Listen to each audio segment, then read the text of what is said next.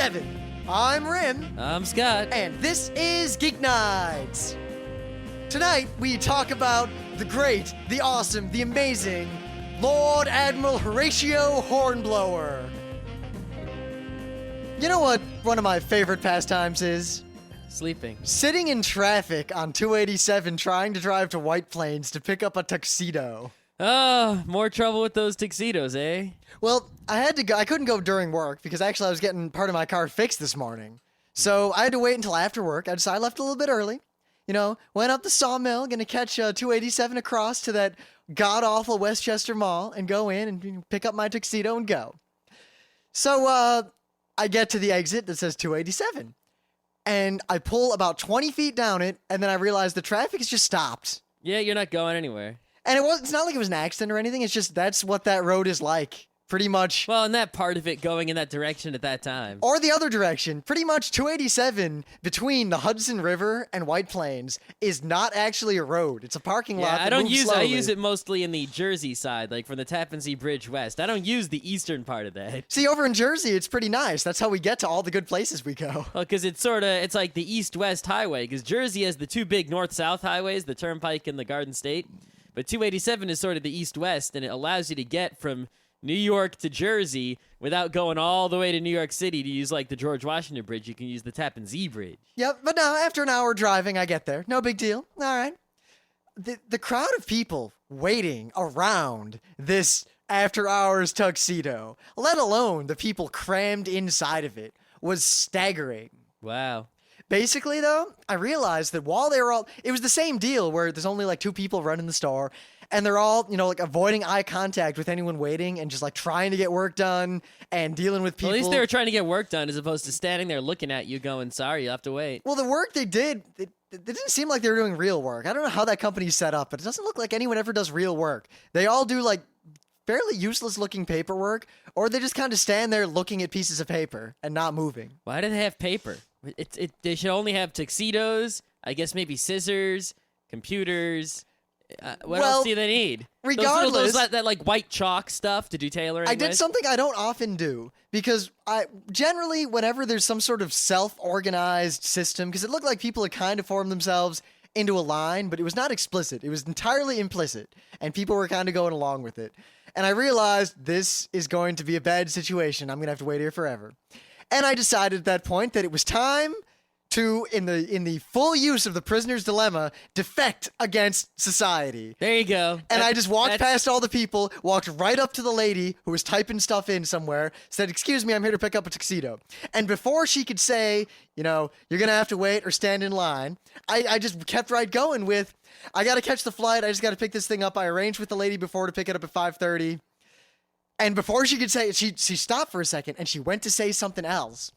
And I just kept talking and I kept talking. And every time I stopped, if she started to protest, I said something else. And this worked beautifully. And eventually she realized that there was no way short of interrupting me, and you can't interrupt the customer, to make me go away. So she gave me my tuxedo, and then I went on my way past all those people. I saved about an hour and a half of waiting. And other than a little bit of confusion with what they were actually supposed to give me, which I sorted out eventually, I realized that it's over. I've defected. I just wrote orange on the piece of paper and collected my $1,000. That's how it's done. When people are giving you shit, you gotta take control. You can't let stupid people fuck it up for you. Well, see, the thing is, it's kind of funny because this happens at conventions a lot, where a con will say, "Don't line up," or there won't be a system of waiting for something because they don't want people to spend their whole con waiting for something. So people who are stupid, or people who don't realize what's going on, or people who just feel entitled to wait despite being told not to, or despite there not being a system, will often create a mini society on their own and expect other people to follow the rules of this tiny society they have created. They'll stand in a line that they've made up and expect people to stand behind them. And I like the fact that Otakon and all the good cons respond to this, usually, by forming a line somewhere else and not letting those people in until last. Yeah, that's always good, too. And in the real world, when there's no con staff to deal with anyone, I think the best solution is just to walk past these people, because they'll never say anything. They'll just get indignant, and then I can just go on my way. It's like, what are you going to do about it? If you don't have any authority to control me or tell me what to do, then What are you upset about? Now, there's a difference if there's a real line. Like, you're in line at the grocery store to pay, and someone cuts in front of you. That's not cool. That's a real line. Yeah. I'm saying when there isn't a real line, if some group of people just arbitrarily decides that they're going to make some rules up, it doesn't have to be a line. It could be anything. Like, we've decided no one in this room can say this word. It's like, no. I think that reminds me of that Pendulette when there was that woman who went on and on about how no one swears in her business. And this big deal about you shouldn't swear and this whole thing. And her friend was there interviewing her about it. And then at the very end, the friend just said fuck. And the woman totally freaked out. Oh, I think the friend said shit. But she said something like that. It doesn't matter. She said a bad word. Oh, that's right. I think she gave the friend like a sign to hang up in her store. And the friend was just like, oh, shit. Yeah. Yeah. But also, little hint for all of you out there, the technique I used to get service will work in most service situations. The key is, don't be rude, don't yell, don't be like, I gotta be out of here. Be very polite. In fact, if you want, even be overly polite. Act a little bit stupid. Give the impression that you don't understand that they are busy or that there is a line or that you have to wait. Just keep bringing things up. And like, oh, well, I got to pick this up because the flight, man, flying to Rochester, blah, blah, blah. Oh, but I got to pick up the, and my dog. And they can't call you out because they'll get in trouble. The only thing they will be able to do in most cases is serve you immediately and be done with you. Yeah. Lesson number 8 in Rim's How to Get What You Want by Defecting on Society. Yeah, well, all right. So what do you got in the news? I'm real tired and I'm all Scott is real tired, I got to admit. I came home, and usually when I come home, Scott comes home, I get the tirade of, oh my God, Rim, what did I see on the internet today? But a video of some guy getting hit in the nuts, and there's this tech news, and he just talked, and today I came home, and other than the fact that Scott's car was there, I had no idea Scott was home until I walked into the living room, and he didn't acknowledge my presence. Yeah. So what do you got in the news? So here's a pretty funny Fark style news. Usually I'm the one who cops out and does the Fark. It's Thursday. What do you want from me? And we were laughing about this at work anyway. Nah. So some guy he's a 22-year-old guy, and he had muscular dystrophy, so he's in a wheelchair now. All right, that's bad. Yeah. Anyway, I think he was. I didn't read all the details. I think he was at a gas station. Oh no, he was crossing a highway in his little electronic wheelchair. Oh, wait a minute. I know. I figured out, because I did read the Fark headlines, but I didn't follow up. I think I know what Fark headline refers to your story. Oh, okay.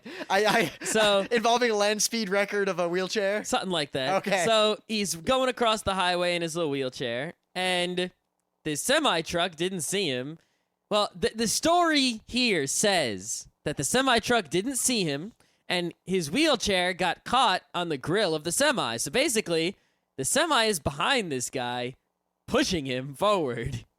And it took him on the highway for a bunch of miles, and it took him up to 50 miles an hour, and people kept calling 911, and eventually the cops believed it because they didn't believe it at first. I can imagine being the guy on the front, but imagine being the truck driver when you finally get pulled over by the police. The truck driver didn't believe it until he saw it. Imagine this. You get pulled over by the police. And you're like, officer, am I speeding? And they're like, no, you're pushing a disabled man in the front of your truck in a wheelchair. Yep. I would probably just laugh and be like, yeah, I was The wheelchair speeding. guy actually said the ride was kind of fun if it wasn't for the fact that, if a few more miles he would have died because his tires would have disintegrated. I just can't imagine what situation in the physical world would actually bring this about, and I wonder whose fault it was. Was he in a crosswalk? Was he jaywalk? Well, I guess jaywalking isn't the relevant word. Here are two things I thought of. The guys at work, it was their thinking. I mean, obviously the story says that this was, an accident, which is, I guess, the most believable situation. No, I don't deny at all that it's an accident. Oh, really? There are two alternate scenarios that I think are pretty plausible. The reason I don't deny is that I can't think of many human beings who would willfully put themselves in either of these situations. Well, if you look at the guy, the people at work, some coworkers, thought that he was trying to off himself. And I personally, if you look at the way that the wheelchair is, stuck to the grill of this truck, it looks like he tried to get it stuck there. It's, perfectly wedged in. So either it's coincidentally just the right Well, it height, seems it or seems he weird. tried to take a ride on this truck. It just seems weird that the truck would somehow have hit him in order to move him this way, and yet he was oriented in the proper direction. That's what I'm saying. That's Yeah. why I think while it's most likely an accident, as the story says, I think there's a good chance of him going for a wild ride. Or I guess there's the least chance of the three is him trying to off himself. Because if he was trying to off himself, there's a lot easier ways to do it. Well, maybe he's one of those people who you want to off yourself, but you don't really want to die. It's just you know you're going to die, so you're going to off yourself for whatever reason ahead of time. So instead of just killing yourself, you do increasingly dangerous, risk-taking, awesome things, like the guy who train surfed. Oh, maybe. I think the funny thing here is the guy has this shirt that says, "I'm a pepper." That wasn't what I expected. No, it's like this red shirt. It says, "I'm a pepper," and it's pretty funny. You know, now that I think about it, this does remind me of a story that this was a year or two ago, where a guy called 911 from his car on a freeway, claiming that his accelerator, for whatever reason, he couldn't close it and he couldn't stop the car, and his brakes he held him down and they wouldn't stop the car enough for him to get out, and now they're busted because he held him down and they It was overheated. actually just an excuse to speed down the highway. So he's going the down the police escort? highway with basically the pedal down, going as fast as his car will go. The state troopers clear off the road to give the guy room until he runs out of gas or whatever. But like 10 miles down the road, there's a big toll booth thing that there's no way he'd make it through. Like he'd probably just die. And magically the car comes under control and he brings it to a stop like a mile before that thing. And then, mechanics inspect the car and find nothing wrong with it. And I think the guy went to jail or something. I don't remember how that ended. See, I would have gone through the toll booth at the full speed until I made it over the state border. Then I'd slow down. I don't know. You really would have had to rig that ahead of time. Did the guy really think that the police wouldn't get a mechanic to look at what was going on in his car? Maybe what you could do is sabotage your car on purpose. See, I don't think he thought it. I think he was in the car and he thought, I know how I can get away with this. I kind of wonder think his clever plan through. I mean, once in my life, I did that. Not with the lying part, but put the pedal all the way down and just held it there for a long time. And the car got up to about 126. Yeah, it goes 126, pretty fast. 127. And the whole time... The car was shaking violently. No, the car wasn't shaking. No? That car, it wasn't really shaking. It was just, obviously, I would not be able to turn it quickly. The real issue was that I only kept it at that speed for about 5 minutes because the whole time I'm thinking, if there's a cop, I'm totally fucked. If there's a cop, I'm totally fucked. The time felt like it slowed down because I was so worried about there being a cop. I know, right? The thing is, there were no other cars on the road. My only hope was that relativistic effects would create a situation whereby I could slow the car down before the cop got the radar on me. A good chance of that. Either that or maybe because there was no trees. It was an open plain in the middle of Canada. No trees, no other cars. Theoretically, a cop just sitting there would have no frame of reference and couldn't figure out how fast I was going. Unless he had the radar pointed. I doubt he had the radar pointed because there's no one on the road. You know what? Never saw a cop the whole time. So, he could also gotten you with a laser. Yeah, he could have, but he would have had to have the laser ready. Yeah, pretty much. All right. What's your news?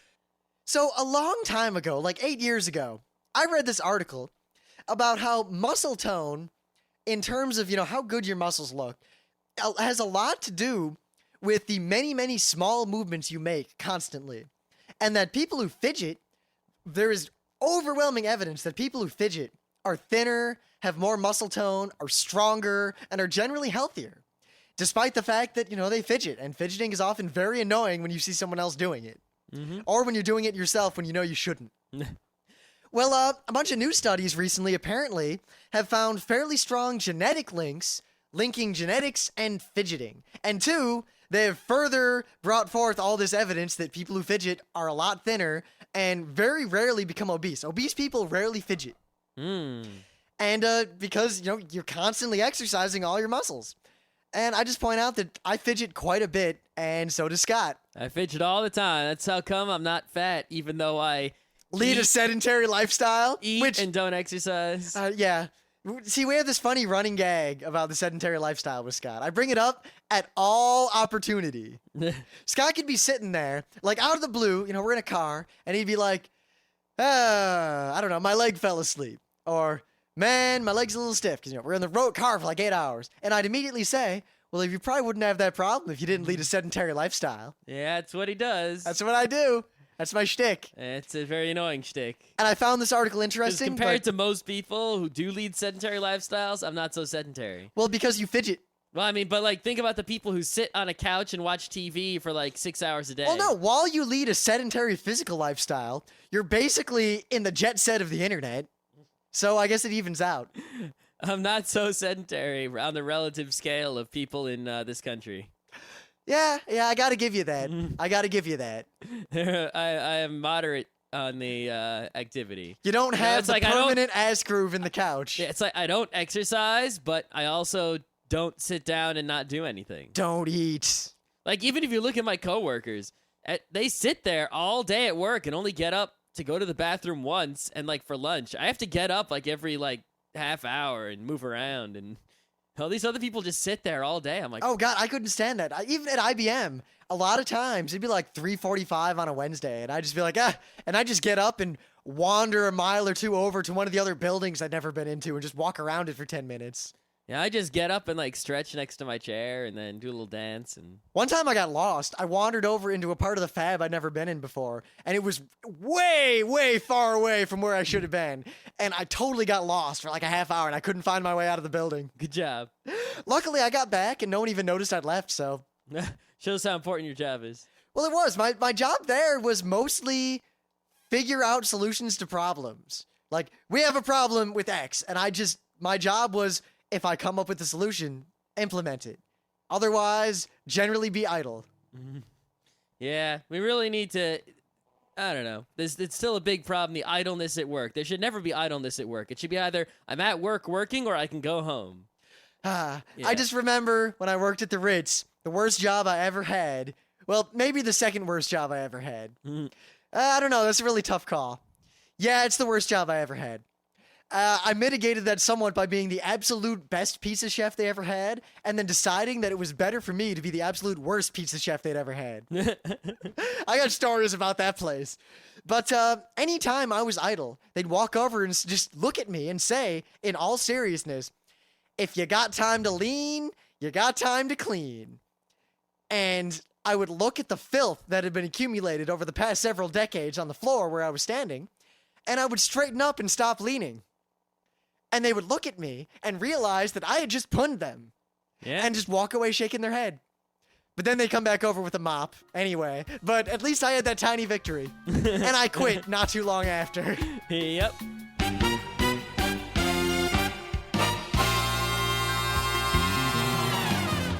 Things of the day.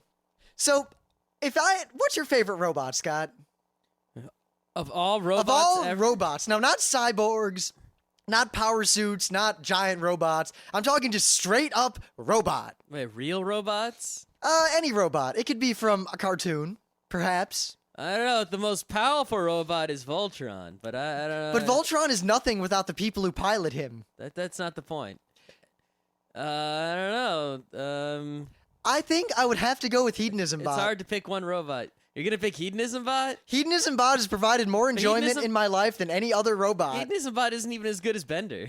Oh, how deliciously decadent. Oh. Yeah. Plus, Hedonism Bot just comes up in casual conversation all the time lately. Mostly because you were playing that game. Yeah, we got to buy that game and then we got to review it on the show because good God, I think that we game did is talk great. about it on the show. And Yeah. it was like a part of a whole episode about all the games we played at Gaming for Hope or whatever. I think so. But anyway, my thing of the day here is the Hubo FX1 Chairbot. I am now one step closer to being able to, should I desire it, live like Hedonism Bot. Uh-huh. It's basically just a walking chair. It's kind of like, I don't know how to describe it. Just look at a picture of it. I guess it'd be theoretically useful if you were handicapped and you wanted to, I don't know, climb mountains or go over rough terrain. I think it's neat. And I couldn't find anything better, and I wasn't just going to use a clip from The Simpsons again. Which you were about to do, because it was quite a high-quality Simpsons clip. It was, because I have indeed played that game before. Maybe we need a whole week of Simpsons clip thing of the day. Oh, that's such a great cop-out. But too bad we already used some of the best ones. That's fine. Yeah, there's plenty more. There are plenty, but they're not, it's like you want to have if you're going to do it, you want to have the best ones. You can't go with like these weak ones. All right, anyway, so what do you got? What do I have? That is a good question. Well, you may remember that there's a guy named Penn Jillette, that magician, atheist guy. He's big and fat. Yeah, he's funny. Super libertarian. Yeah, that guy. He's really smart, but he's also really dumb. Yep. He's this interesting dichotomy where it's like, I'm with you, I'm with you, I'm with you. God, that was stupid. But then he gets points because whenever he says something stupid, he knows. And then he says, but I'm just a big stupid fat guy. What do I know? Yeah, but I think that's just his defense of, it's like he's just learned these defenses. Like he thinks he's right, but he'll just say, I'm a big stupid fat guy. What do I know? We know someone else who used to be like that a lot. I won't mention a name, but anyway, he used to have this podcast that eventually, it was also an actual radio show. They happened to podcast it, but the podcast was more popular than the radio show. Yep, so eventually they ended it. Yeah, eventually they ended it for various reasons and whatever. But basically, it was a time on the show where he told a story about a patent he had. A real patent. A real patent. He has a patent. So, I figured, it's probably for some, device, like a trick device he needs for a magic trick that he invented or something like that. No, it's nothing like that. The thing he has a patent on is the Jill Jet. That's what he called it because his name is Penn Jillette, and this thing is a jet of water, so he called it the Jill Jet. The story he told of how he came up with it was pretty funny, I gotta say. Yeah. Basically what it is you have a hot tub or a bathtub or something like that, and you arrange the tub is shaped in such a way that you can sit on it, and there is a hole with a jet of water coming out of it. And if you're a woman and you sit on the seat, a jet of water will pleasure you. And that is the Jill Jet. Yeah, basically. From what I get, the general gist of it where he came up with it was, people sitting around in a hot tub, they always think about, why don't I edge up to that thing? And then he realized, why don't I just put him in convenient places to do that? Yep. Of course, he's also a big pervert, which really helped, I think. Yeah, but anyway, so Google has had this patent search for quite a while now, and I just never actually bothered to go look at it. But for some reason this week, I just ended up there randomly at some point, and I said, what patent should I search for? So I searched for, fire, to see if anyone patented fire. Then I searched for, the wheel, to see if anyone had patented the wheel. And I learned that every freaking different design for a tire rim, on a car, has been patented. Every possible shape you can come up with has been patented by Bridgestone or I just came up with the new one. Yep. Full of spikes. Yep. Anyway, so then I said, hey, why don't I search for the Jill Jet? And I found it. It is actually not, it is not listed as the Jill Jet. It is listed as the hydrotherapeutic stimulator. See, Scott sends me this. He doesn't say what it is, so I look at the patent. And at first I think, is it some BS, made up hydrotherapy? Or is it some real hydrotherapy? Or what is this? And he said, just keep looking at it. So I keep looking at it, and then, Penn Jillette. Yeah, it's let's see, the filing date was January 9th, 1998, and it was issued in July of 1999. It's patent number 5920923. So, wait a minute. By God, is that Horatio?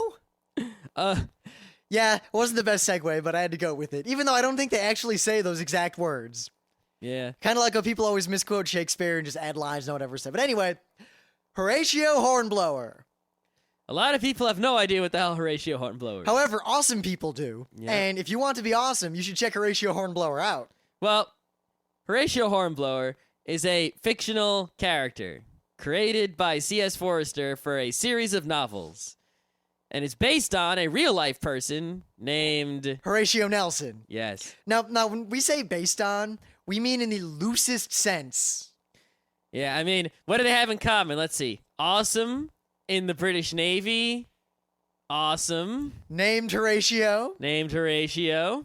Granted, the one important difference is that Horatio Hornblower in the novels actually ends up piloting the ship that carries Horatio Nelson's body in his funeral. Which is great because he gets assigned this honor and he's walking out and he realizes this isn't an honor. This is crap. Because if I do the job perfectly, no one's going to care because of course I did the job perfectly. But if anything goes wrong, I'm totally fucked because I just lost Horatio Nelson's body.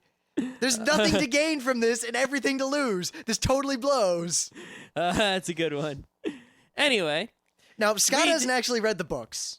Yeah. But I have. But Scott has seen the shows, as have I. Yes, what they did is, let's see, when did they actually do that? It doesn't really matter. I don't want to get into who directed it or whatever. No. But I just wanted to say what year they came out with the.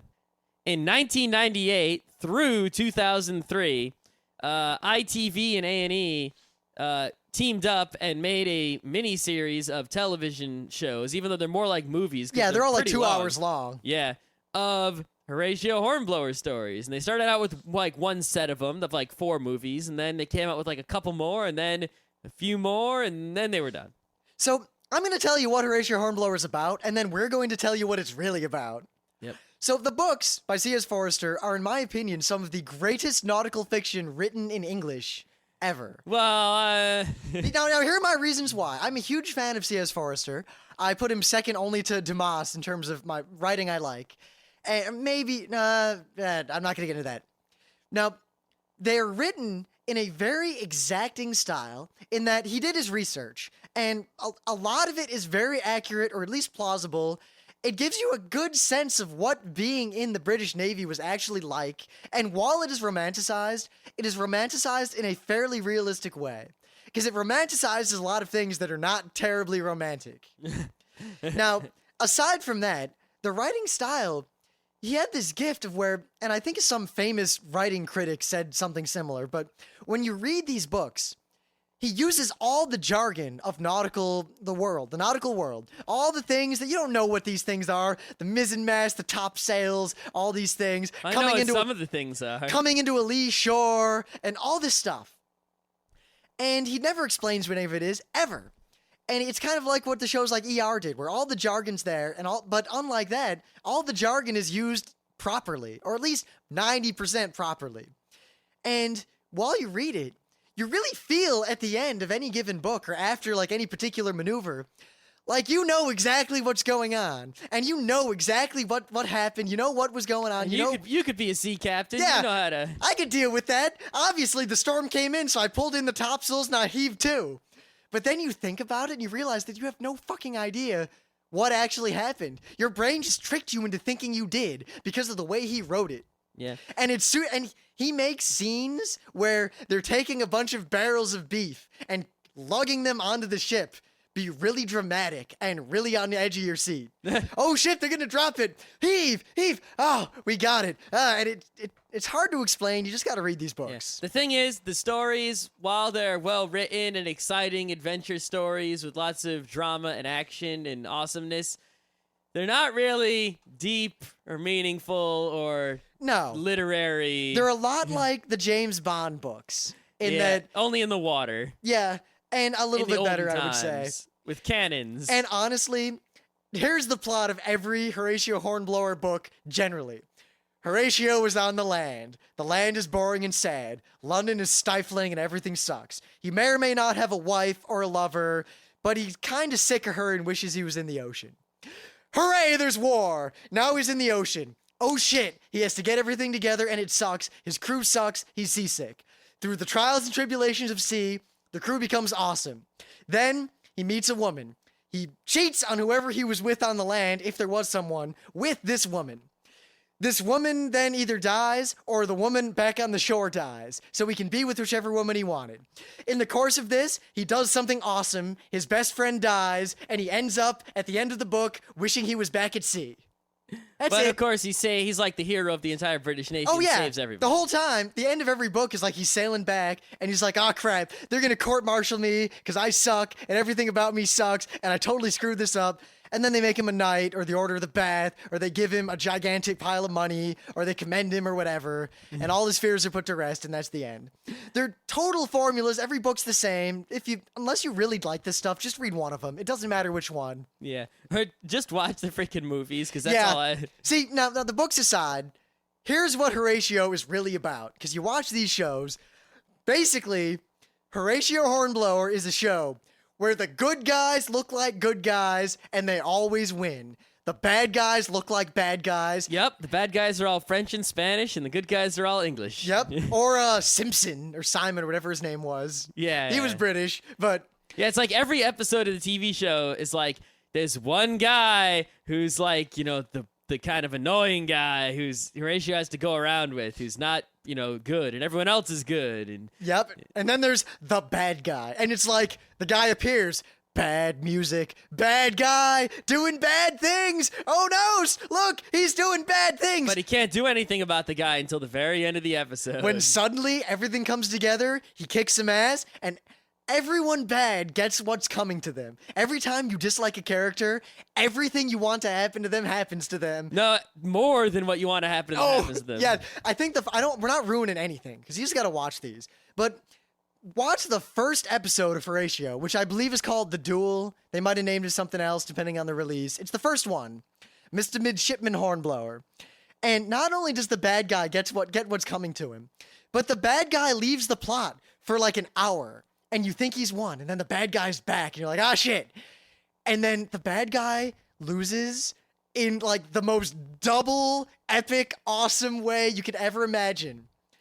I think the other great thing about it is in Horatio, there's all sorts of characters. It's like for as many characters that are the bad guy that you hate, there's characters that are just awesome. Oh, Captain Pellew. If I were ever to be gay for a man, it would be Captain Pellew. Because he's just so badass and heroic, and he always knows what to do, and he does it, and he gets the shit done. The thing I really like... He's the captain, and he have to move the boat, and there's no wind, so he gets in a little boat, and he rows, and it's like, oh yeah! And the best part is, you always keep coming back to him, because that's the ship Horatio's on. But then, every time Horatio's on his own, it's always trouble, because Pellew's not there, and you always feel like, oh, if Pellew were here. But then Horatio starts becoming more and more awesome, and Pellew realizes this, and realizes that this kid's gonna be me someday. And he will someday, because, well, there wouldn't be another episode if he didn't. What really helps is that, aside from being the baddest ass motherfucker in the history of the world, with the possible exception of Washington, Pellew is the most sarcastic motherfucker in the history of the world. Pellew, like, he always, I can't even do the Pellew humor because it's just so amazing what he does. Is he'll be like, you'll come back on the boat, Horatio will come back on the boat, and Pellew will be like, oh, you screwed up there, blah, blah, blah. Why didn't you follow the orders, blah, blah, blah. And Horatio will be like, something, excuse, something. And Pellew will be like, oh, is that right? You think this and this? You think you're smarter than the Admiralty? You think you know what the best thing to do with that ship was? Well, you know what? Do you? Yeah, but you don't. You are 10 times as smarter than you thought you were. And then he'll be like, you've been promoted. and the guy, the sarcasm is so powerful that it hits you like a brick. It's fantastic. It's sort of like if Rim came up and I'd be like, oh, Rim, you think you won $10, huh? You think you won $10, yeah? You didn't win $10. You won $100, you piece of shit. And then it's like, what? he says it like he's scolding you, but it's like, you bastard, you made lieutenant. And by the reverse token, when he's actually scolding someone, it's all that, but without the sarcasm at the end. Yeah. You're like, oh, that really hurt. And it's hard to tell if he's about to turn around or not. Plus, when he actually scolds someone, it's pretty much, if you're talking to him, you basically hear the same thing out of his mouth no matter what. And then at the end, you're either going to get like a sack full of money or whipped. Yeah. And you don't know which one. There's no way to tell until he's done talking. Now, aside from him, all the officers on the ship Horatio's on for the early episodes, the Indefatigable, are also just sarcastic and snippy and hilarious. And while this is a very serious show, there is I guess it's a very British show in that there's so much humor constantly. It's, epic, epic, epic. Oh my god, a fight. Epic, epic, epic.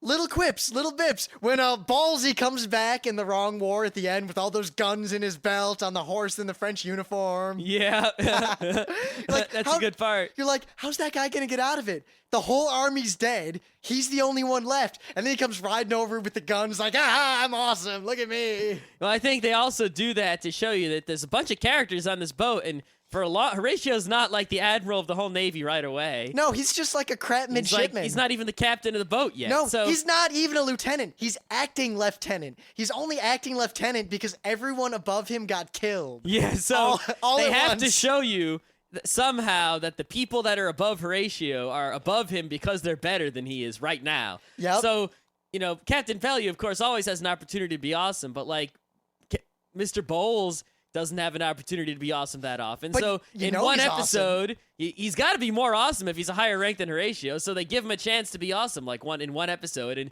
sure enough, he's awesome. You don't get to be higher rank than Horatio and also be worse than him, or else you die. And then Horatio takes your spot. See, Horatio does what like Sanctuary does for me with Yakuza, where if being in the Navy back then was like being Horatio Hornblower or Captain Pellew, that's the best life. I would live that life in a second. Too bad that's not what it was like. No, There's a lot of rat eating. It's a little more like the books, swashbuckling. because the books are a lot less funny and a lot more, wow, a lot of people just died. Yeah, Wow. a lot of people just died. But here it's like, haha, a lot of people just died. That was awesome. When the It's like if someone with a name dies, it's no big deal. when Lord, what's his name, takes his Marines around the back and kills all the French, and he's just so like lackadaisical about it. He's just like, fire, patoom, patoom, fire, patoom, patoom. Because he's a British like army lord, right? He's got like a whole bunch of guys with rifles and muskets and things, and he's on a horse. And he's just so bored all the time, but And yet he's confident. Because he's just so badass, but he's also an ass. His Marines are so much better than those French soldiers. I know, he's just like, it's like if you had a bunch of Navy SEALs and you had to kill like a bunch of 13-year-olds. You just be like, all right, guys, Go get him. move out in the Humvee and Just- shoot him. It's like, what formation? Doesn't matter. Just walk. Shoot him now. Shoot that guy. Are we done yet? I think we killed them all. All right, let's pack it up, And guys. like they set you up in a normal crap show. You meet this lord, and Horatio has to work with this lord, and he's like, "Oh, it's a lord. He's only in the army because blah blah blah. He's not doesn't know anything." And you expect like the show to progress. He's some guy who paid for a commission. He's not actually, a good army guy. He's just some guy who paid to get a title. But instead, he's cool, and while he's a lord, he's still cool. Meanwhile, the guy you're supposed to hate, the French guy who's on their side, not only do they make him a really unlikable guy, they make him 1,000,000,000 times unlikable. I mean, he carries the guillotine with him, and he's just cutting people's heads off, and he's an asshole, and he's stupid. That's the French guy you're supposed to hate, but there's the other French guy who's just dumb, who's Yeah. not actually evil. But you like that guy because he tries so hard. And at the end, when he gets what's coming to him, he basically gives the speech of, I fucked it up. I know it. Get out of here so you don't die too. This totally sucks. Well, he's one of those people where, there's a line between bravery and stupidity where it's like, because bravery is all about taking a risk and, in order to accomplish something that otherwise would not be accomplished and succeeding. If you take the risk that's too large, that there's no way you could have succeeded because it was such a dumb risk, like, if you take the 10% chance, but then you know that your skills and abilities actually make it like a 50% chance, that's heroism. If you take the 1% chance and no amount of skill and ability can make it a 2% chance, Oh, you mean that's like stupidity. buying a lottery ticket? Yes. Oh. Exactly. It's like if you want to go rescue someone from a burning building, right? And you know that you're really fast and you've got a suit on that will protect you somewhat from the fire, and you know where the person is in the house, and all right, you're going into a dangerous situation. It's a huge risk. You could die. Odds are against you, but you know that if you try really hard, you can do this. And you do it, and then you're a hero. If the house is like completely engulfed in flame and the people inside are on fire and there's like a gas tank sitting right there and you run in, I'm going to save them, and then it explodes and you die, that was just stupid. But the way it works in the Horatio world is it's basically as far as this show is concerned, Britain is a meritocracy. The more badass you are, the higher rank you are. If you are a high rank, But you never get to see the king. You do in the books. Yeah, and it's really funny. But it's like, in this world, following the rules of the British Navy, the king must be like an actual god. The king is just God walking around smiting people. Yeah, and it's kind of funny because the people, they're in the British Navy, so they're always like, God save the king, blah, blah, blah, king, hooray, the king. And they don't know the king. These people have no idea who the king is. They know his name. They might have seen a picture of him, but that's about it. Yet they're like in love with him. Now, when we watch Horatio Hornblower, traditionally, we would get a big group of people together with a bunch of food and drink, and we'd sit down and as a group watch an episode. And we would turn on the subtitles despite the fact that it's in English, because otherwise we couldn't hear what they're saying amidst the yelling and screaming and cheering and booing.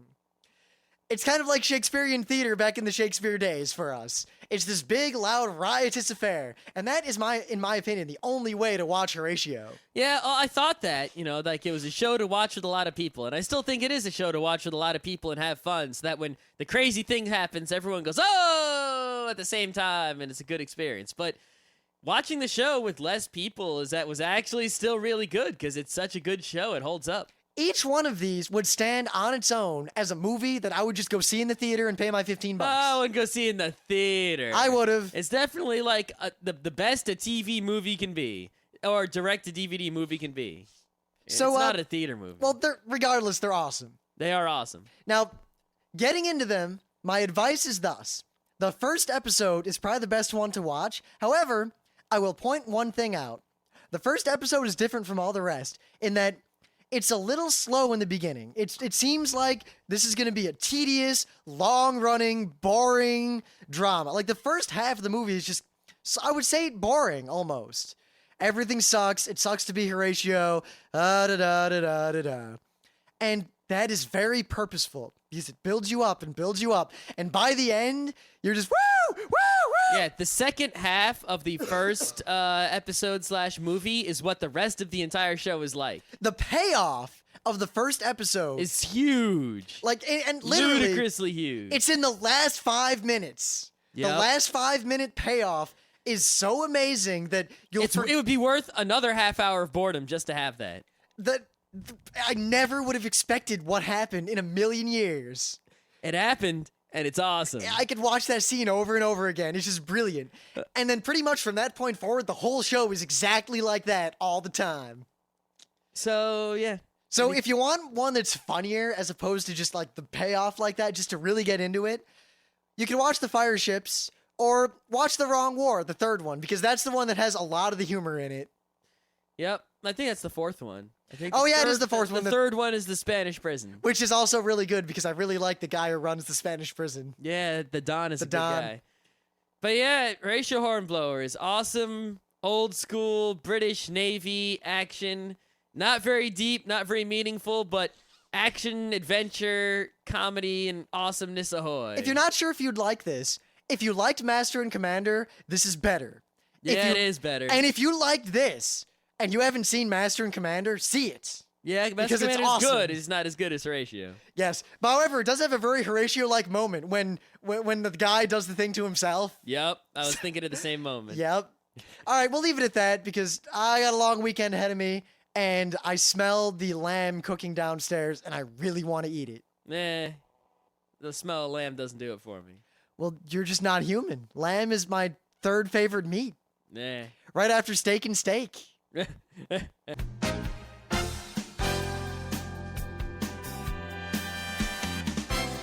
This has been Geeknights with Rim and Scott. Special thanks to DJ Pretzel for the opening music.